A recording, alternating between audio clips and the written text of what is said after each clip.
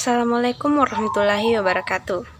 Di sini kita akan membahas tentang kontrol diri dan kematangan emosional.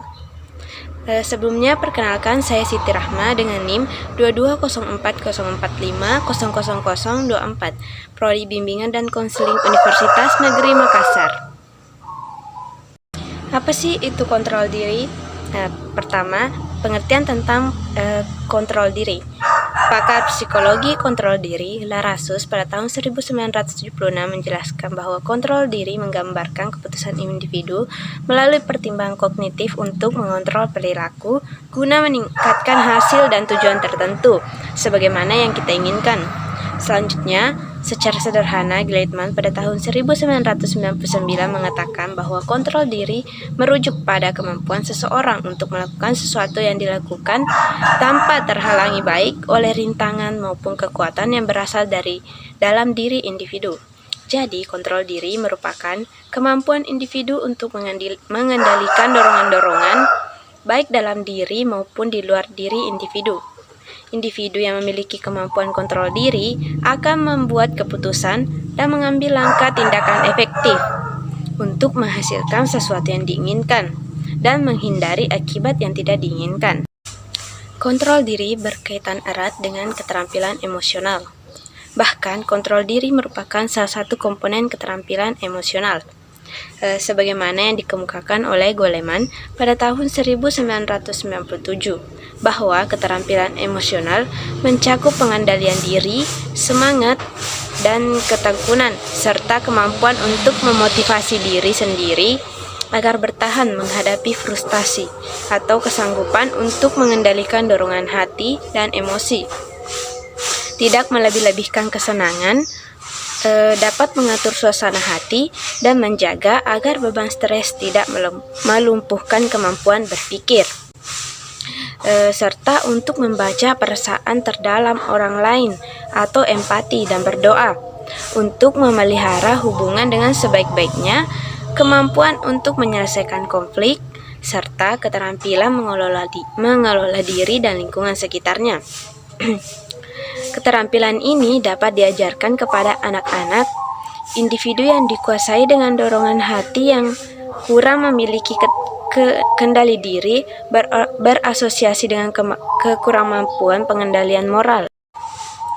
Pakar psikologi emosi Goleman pada tahun 1997 mengatakan bahwa koordinasi suasana hati adalah inti dari hubungan sosial yang baik.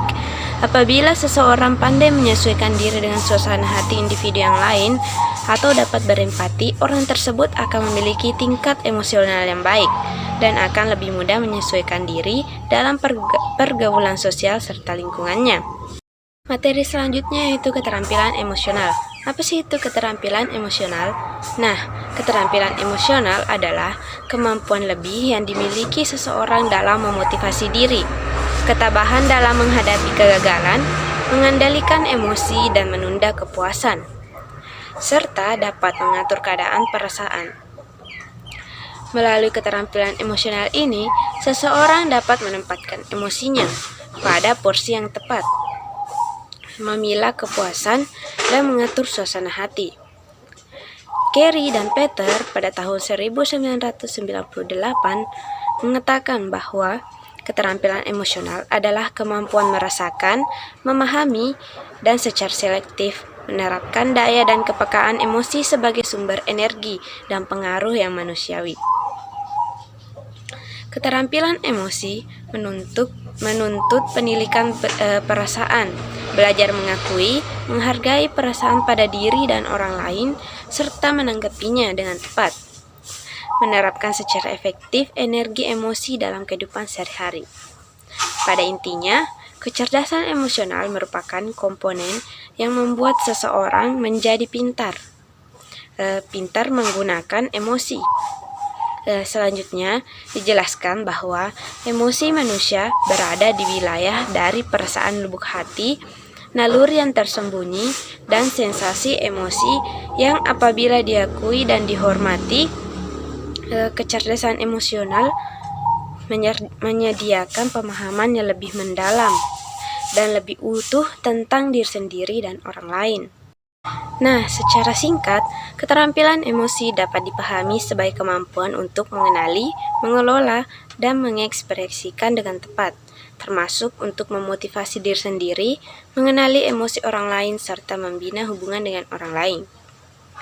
Jelas, bila seseorang individu mempunyai keterampilan emosi tinggi, dapat hidup lebih bahagia dan sukses karena percaya diri, serta mampu menguasai emosi atau mempunyai kesehatan mental yang baik. Berikutnya yaitu aspek-aspek kontrol diri. Aspek-aspek kontrol diri terbagi menjadi 3, yaitu yang pertama mengontrol perilaku atau behavioral control, yang kedua mengontrol kognitif atau cognitive control, dan yang ketiga yaitu mengontrol keputusan atau decision control. Nah, yang pertama yaitu mengontrol perilaku atau behavioral control. Mengontrol perilaku merupakan kemampuan untuk memodifikasi suatu keadaan yang tidak menyenangkan. Kemampuan mengontrol perilaku dibedakan atas 2 komponen, yaitu kemampuan mengatur pelaksanaan dan kemampuan mengatur stimulus.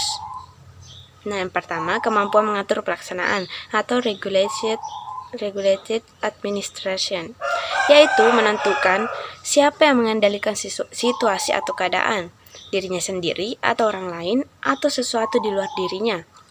Individu dengan kemampuan mengontrol diri yang baik akan mampu mengatur perilaku dengan menggunakan kemampuan dirinya. Nah, selanjutnya yaitu kemampuan mengatur stimulus atau stimulus modifiability. Ini merupakan kemampuan untuk mengetahui bagaimana dan kapan suatu stimulus yang tidak dapat dikehendaki dihadapi. Ada beberapa cara yang dapat digunakan untuk mencegah atau menjauhi stimulus, seperti menghentikan stimulus sebelum waktunya berakhir dan membatasi intensitasnya. Nah, kemampuan mengontrol yang kedua yaitu mengontrol kognitif atau cognitive control. Terbagi 2, yaitu yang pertama kemampuan untuk memperoleh informasi atau information gain. Informasi yang dimiliki individu mengenai suatu keadaan akan membuat individu mampu mengantisipasi keadaan melalui berbagai pertimbangan objektif. Nah, yang kedua kemampuan melakukan penilaian atau appraisal. Penilaian yang dilakukan individu merupakan usaha untuk menilai dan menafsirkan suatu keadaan memperhatikan segi-segi positif secara subjektif. Nah, yang ketiga yaitu mengontrol keputusan atau decision control. Mengontrol keputusan merupakan kemampuan individu untuk memilih dan menentukan tujuan yang diinginkan. Kemampuan mengontrol keputusan berfungsi bila mana individu memiliki kesempatan, kebebasan, dan berbagai alternatif dalam melakukan suatu tindakan. Berikut adalah cara mengembangkan kemampuan kontrol diri. Yang pertama yaitu membuat atau memodifikasi lingkungan menjadi responsif atau menunjang tujuan-tujuan yang ingin dicapai oleh individu. Nah, pada prinsipnya arah ini menempatkan objek atau lingkungan sebagai sentra atau pusat pengembangan. Contohnya, mengubah tata letak perabotan atau fungsi ruangan dalam mengurangi kebosanan di dalam rumah atau tempat kerja. Contoh kedua, memperbanyak informasi dan kemampuan menghadapi atau menyesuaikan diri dengan lingkungan. Subjek atau individu menjadi fokus atau sentral pengembangan. Misalnya, melatih diri mengantisipasi hal-hal atau kondisi yang tidak menyenangkan yang mungkin terjadi pada masa yang akan datang.